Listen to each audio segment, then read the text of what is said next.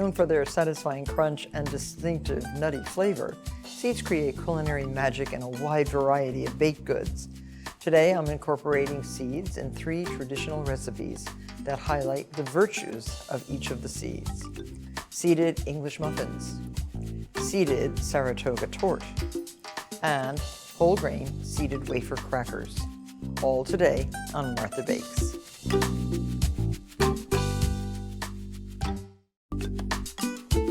Seeds, we all eat them, but you know how they grow or what it takes to harvest them? There is so much to learn, and Gunther Fischgold is here to tell us all that seeds have to offer. How did you get started in the seed business in particular? Well, the seed business came from, I have an organic farm, and to employ our people year-round, we figured, let's try something else. People were leaving, and I needed them back at the beginning of the year. So I said, let's try a seed business, a nut business. We started with granola first.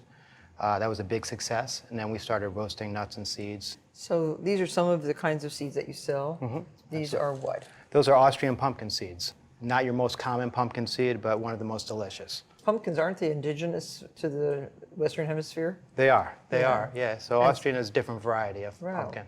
Yeah, so we have the Austrian, which are the darker, and these are a more domestic seed. And then sunflower seeds? Yeah, these are sunflower seed in the hull and out of the hull. Both very edible. People like out of the hull with a little salt, and then we do a variety of roasting with the in-hull. And flaxseed, this is a flax plant, right? Mm-hmm. That's a golden flax plant. And so beautiful. It is a gorgeous plant. The other flax, the brown flax, which we also sell, is a purple-colored plant, which is a gorgeous plant as well. So each seed grows in a different way, of course. Sunflowers grow 10 feet, 12 feet tall. And then these are the seeds that come out of the center. This is a baby sunflower. These are the seeds in formation in here. And so they have to be harvested when they're perfectly ripe. Absolutely. The plant is pretty much finished at that point. If the birds don't get it, then we get them off and we sell them. And then this looks like flaxseed, yeah. That's a golden flax. Oh, it's so beautiful. It is a beautiful seed, and it's one of the most nutrient-oriented seeds in all the seeds that we do. It's high in omega-3s, one of the highest in the lignans, and so it's a known cancer But you have fighter. to grind them before you use them. You don't have to grind them. Oh, you can don't? toast them off and use them as a topping. Oh. They're very crunchy and nice. If you grind them for baking, absolutely. But for getting the nutrition out of them, Better to grind. Better to grind, right? Unlike the chia seed is, the nutrients are readily available because they're such a small seed. So pretty, delicate seed. And then cumin, and now cumin, is that grown here? Cumin is a domestic product as well, and grown also in South and Central America. And fennel seeds? What's the difference between fennel and caraway? They're a completely different seed. I mean, you know the caraway seed from rye bread, and the fennel seed is more. Oh, it's more licorice. Yeah, it's a more anise type. And black sesame. Here's the white sesame. That's right. And where are they grown? A lot of Central America, South America, Africa. They're indigenous to Africa, and so warm climates. They're a tropical seed. And how many seeds would we get from this bunch of flax? Is this a trick question? No, I mean, not very many. Well, I think like an ounce, maybe? At best. Yeah, so you have to grow a lot of plants fields to get and fields. a lot of seeds. Yeah, and they're harvested just like something like wheat with a large combine. Right. They run through the field, and these are large fields. Gorgeous, beautiful fields. Is there a health difference between eating the seeds raw and eating them roasted? Absolutely. There is. Raw is always the best. It The raw, is. you get everything out of the seed, you get the enzymes. So how do you eat a chia seed, for example, raw? A raw chia seed, a lot of people use it in drinks. Oh. Yeah, now that new kombucha is out with the chia seed in it. And the chia seed is a preparation for the Aztec warriors. Athletes are using chia seed now. They soak them in water, and then they can become gelatinous, and they eat them like that. As far as omega-3s, the flax and chia are going to give you everything you want in that area. And all the antioxidants in these seeds are tremendous. So anything else you want to tell us about seeds? All I can say about the seeds is that they're awesome products to put in all of your different dishes. You can put it on top of your cereal, put it on your salads. They have incredible health benefits. And I think people should be spending more time gaining their omega-3s, not from meat, but from things like seeds. Well, easy to digest. I tend to agree with you. And I thank you so much for traveling here from Columbia County to visit with us today and to teach us something about the vast world of seeds and the value that seeds impart to our foods. It's so important, and that's what this show is all about, is how to get added value into everything that you bake. Well, so, I appreciate the invitation. It's great to be here. Thank you so much. Thanks for sharing your knowledge. My pleasure. Seeds not only add moisture and density to baked goods, but they also add a satisfying crunch and a distinctive flavor. They're also a great substitute for nuts when baking for people with allergies. Today I wanted to show you how to make English muffins. English muffins, it's said, were invented by Samuel Bath Thomas, a British expat who emigrated to New York City in 1874. He invented what is called the toaster crumpet, a sophisticated alternative to toast. The term English muffin was coined in 1894, and the rest, well, it's history. And it's a little bit complicated, the process, and don't be turned off because the result is definitely worth the work. In this bowl, we're going to proof our yeast, 1 cup of warm water, no hotter than 110 degrees, a half teaspoon of dry active yeast, and just stir it around in that warm water until it softens and starts to bubble a little bit. That's called proofing the yeast. And in this bowl, 1 cup of all-purpose flour, a tablespoon of white sesame seeds, a teaspoon of poppy seeds, a teaspoon of caraway seeds, 1½ teaspoons of coarse salt, and 1 3/4 teaspoon of dry active yeast. This mixture will be put on top of the wet mixture. And now to this, add 1 cup of whole wheat flour.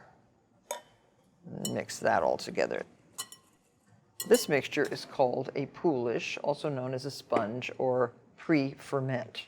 Now this one gets 1 1/4 cups of whole wheat flour on top of the proofed yeast. And the yeast has just started to bubble a little bit. Now this poolish method creates impressively craggy interiors. And you know what I mean by craggy, nice, full of holes, airy, light. And this goes right on top. Cover this with plastic wrap, and this will sit out at room temperature overnight. We have our poolish all ready. It's been sitting all night, and we have 3/4 cup of whole milk, which will now be added to this mixture. If you've never made this before, you will be surprised at the consistency, but don't fret. So once you get this kind of mixed up like that, cover with plastic wrap and let rise for 90 minutes. And every 20 minutes or so, just fold the dough over on itself. Now, here's the next step. Sprinkle your work surface with some whole wheat flour. Turn that out onto your board. Now you can pat this if you wish with the flour, or you can quickly roll it out to about 3/4 inch thick. It pats nicely, but if you want it really, really even, you can just lightly roll it too. You should get 12 English muffins out of this one piece. I'm using a 3 1/4 inch biscuit cutter. Cut all the way around, 8 out of the first cut, and roll this again. Now put these on a parchment-lined, cornmeal strewn baking sheet. Cover these lightly again with plastic wrap and let rise for 15 minutes. So here are our risen English muffins, and they are so beautiful. They're very light, very fluffy, and I'm heating up a little bit of safflower oil, and to spread the safflower oil, nice tasteless cooking oil, with a brush, and then do 3 or 4 at a time. So just cook 2 to 3 minutes per side until they're a golden brown. Once they're toasted, put them back on the baking sheet and have your oven preheated to 350 degrees, and you'll bake them until they're just cooked through, and that takes about 8 minutes. So here's our English muffins. They look so beautiful. Now you can break them with your fingers, but you know, we've always been taught to kind of break them with the fork. Don't use a knife because you're going to not get as many nooks and crannies as an English muffin deserves by cutting it with a knife. You want that torn look. Look how beautiful that looks inside. So pretty. Now, you can, of course, put a dab of butter right in the middle. A beautiful fried egg. How about a piece of avocado and bacon and the top? Now that's a delicious breakfast. And the English muffin will sop up all the egg yolk. Enjoy. This is a modern twist on a true classic. The Saratoga Torte hails from Australia. It was originally made in the early 1900s with biscuits that were crushed and folded into a pavlova-like meringue. Though there are countless variations, our Saratoga Torte relies on graham crackers along with a hefty dose of seeds, fruit preserves, and whipped cream. This is a very intriguing dessert, and I think you'll really enjoy making it and eating it. Start with tracing an 8-inch circle on a piece of parchment paper. This is what you're going to be baking your Saratoga Torte on. And I don't like to bake on top of pencil marks, so I just turn this over. I have a clear outline of my circle right there.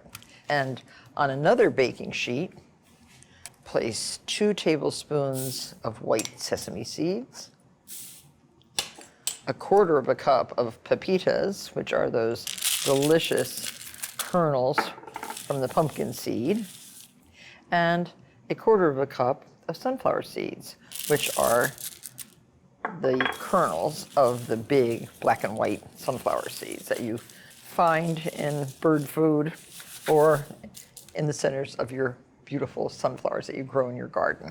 So these get toasted in a 350-degree oven and stir once or twice during the 12 minutes that it takes for these to toast without browning, without burning.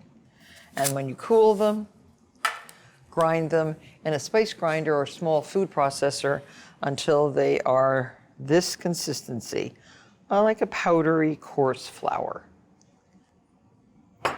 To this, add 2 tablespoons of poppy seeds and just stir that around. Poppy seeds are that beautiful dark gray, almost purpley gray seed from the poppies that you can grow in your own garden. And we have 5 ounces of graham crackers that are coarsely crushed. You can grind these too right in the bowl of the food processor or in a plastic bag with a rolling pin. That is your mixture that you're going to fold into your meringue. Now to make the meringue, you need 3 large egg whites, no yolks, just egg whites. You can separate your eggs right into the bowl of your mixer. These should be nice large eggs or extra large eggs. Reserve the yolks for another purpose. My chickens lay the thickest eggs and with the yellowest yolks and the thickest whites. They've been very generous this year. Lots of eggs and beautiful eggs. So there. We want to add to that 1/8 teaspoon of coarse salt and whip this. Start slow or low and continue beating with a teaspoon of the best vanilla and 3/4 cup of superfine sugar. I add the sugar very slowly as the eggs become frothier and frothier. So for the most volume, the eggs are beaten at room temperature. The sugar is being incorporated little by little, and I'm using superfine sugar because it dissolves so quickly into the egg whites and gives a very, very silky meringue. Let these beat until they are voluminous. So I think these are done. They are stiff. They hold a nice peak.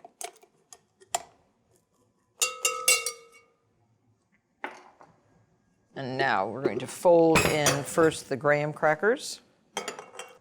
So you sprinkle on the top, fold it into the egg white. So you can imagine this graham cracker is going to add a lot of crunch to the meringue. If you fold quickly and lightly, you will not deflate the egg whites. And now your beautiful seed mixture. Save a quarter of a cup for the topping. And then again, sprinkle this in and fold into the mixture. These seeds add a lot of flavor and a lot of nutrients. And a lot of fragrance. You could use a little dab of the meringue under the corners if you're using a convection oven. Just dab this down onto your cookie sheet. This secures the parchment right to the surface. And now, plop this down and stay within the outline of your 8-inch circle. This will bake at 350 degrees for about 25 minutes until it's crisp and brown. This is the torte when it comes out of the oven. Sprinkle 3/4 of a cup of whipping cream with a tablespoon of superfine sugar and whip until it's stiff. Amazing how quickly it whips up if it's good cream. And transfer your meringue. Oh, so pretty. I love how it gets crinkly like that on top. And you can spread cherry preserves. You need about 1/2 cup on top. And you don't have to use cherry. You could use raspberry if you have raspberries. But when Bing cherries are in season, time to use those lovely dark Bing cherries. So get this pretty much all over the top. And dollop your cream on top, whichever way you feel like doing it. I like it just in little mounds. But if you're adept with the pastry bag and tip, you could do something pretty. So beautiful and so delicious. And I also thought we would enhance this a little bit more. I've halved and pitted some Bing cherries, and they can be sprinkled on the top. So beautiful. And then this is just kind of cracked into wedges and served. And don't forget to sprinkle the entire top with your reserved seed mixture. Your family and your friends, well, they won't believe what they're eating here. It is so delicious. This is a spectacular and unusual dessert made with lots of variety, lots of seeds. Enjoy. These thin, crisp, whole grain wafer crackers feature 4 flavorful kinds of seeds: flax, sesame, nigella, and cumin, as well as rye and wheat flours. They're packed with wholesome goodness. So the first step is to put 1 1/4 cups of warm water, no hotter than 110 degrees, because into this water we're going to add 1 tablespoon of rapid rise or instant yeast. And just stir it around a little bit and let that just sit there while we prepare the rest of the dry ingredients. 2 cups of all-purpose flour, 3/4 of a cup of rye flour, and 1/2 cup of whole wheat flour. So 3 different kinds of flour in these crackers. You can add 2 teaspoons of coarse salt, like a kosher salt, good for baking.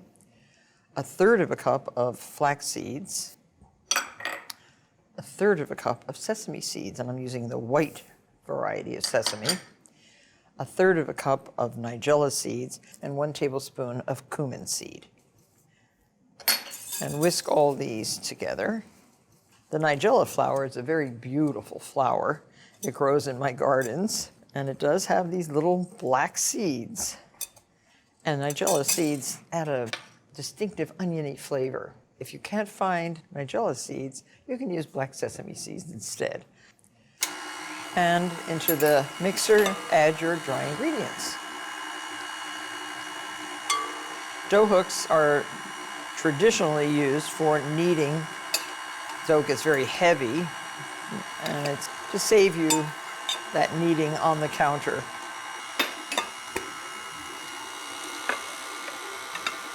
So this can mix for up to about 7 minutes. You'll want to scrape down the bowl if you need to. It is very well mixed. Make sure you cover and let it rise until it is doubled in bulk. That'll take about 1 hour if it's warm enough. So now comes the fun part. Here's the dough. Look, it has doubled in bulk. Dust lightly your work surface. You don't want a lot of flour on these crackers because it will bake right into the surface. All you want is it not to stick to your board. And pull out the dough. And what we're trying to do is divide this dough into 16 pieces. So if you get it into a square, you'll cut it into 4 by 4. 4s, and then each quarter into 4. And each one of these is going to be the cracker. And you can cover them with your piece of plastic wrap just to keep the air off them. And again, lightly flour your surface. Roll this into a very thin cracker. And they're kind of free form. Don't worry about the shape. Preheat your oven to 425 degrees. Any excess flour, brush off. I guess I'll get 2 crackers per sheet. But aren't they pretty? Your friends will never guess that you made these tasty crackers all by yourself. And serve these with cheese, with hummus. And you actually roll as thin as you can. The seeds will determine the thickness of the cracker. And this I want to dock. The oven's preheated, so this can get right into the oven. Docking means permeating the cracker or the piece of dough with the tines of a fork so that the cracker lays flat during baking. You can flip this halfway through baking, and it takes about 20 minutes to bake this completely. So here's your crackers. They are so beautiful. Let them cool completely before serving. They can be kept in an airtight container at room temperature for up to 1 month. And serve with a board of soft cheeses like this, some fresh figs, some drizzles of honey. And these break so well, they don't crumble, they break, which is exactly what you want a cracker to do. Clean, nice breaks. A little bit of soft goat cheese. Just like this, and a little drizzle of your own honey if you have it. And a fig. What else could you desire? I suggest serving these whole grain seeded wafer crackers alongside your salad or soup also, or as a nice addition, as I've done here, to a cheese plate. Join me for the next episode of Martha Bakes. Thank you so much for watching. This is what I call my nut and seed granola. Flaxseed, chia seed, sunflower seed, sesame seed, whole pumpkin seed, almonds, coconut. And then I'm gonna add my liquids, maple syrup, and I'm using a palm oil. A little bit of salt to finish it off. Give it a nice little mix here. Put it on your baking sheet, 375, about 15 minutes. I'm gonna add my raisins in at the end and have my full granola.